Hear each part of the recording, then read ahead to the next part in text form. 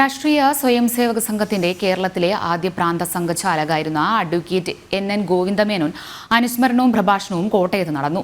RSS ദക്ഷിണ പ്രാന്ത കാര്യകാരി സദസ്യൻ advocate N ശങ്കർറാം അധ്യക്ഷത വഹിച്ച യോഗത്തിൽ ഭാരതീയ ന്യായ സംഹിത എന്ന വിഷയത്തിൽ കർഷക മോർച്ച ദേശീയ ഉപാധ്യക്ഷൻ അഡ്വക്കേറ്റ് S ജയസൂര്യൻ പ്രഭാഷണം നടത്തി. ജില്ലാ സംഘചാലക് A കേരളവർമ്മ, വിഭാഗ് പ്രചാർ പ്രമുഖ് ഷിജു എബ്രഹാം, ജില്ലാ സഹപ്രചാർ പ്രമുഖ് P ജ്യോതിഷ് എന്നിവർ സംസാരിച്ചു.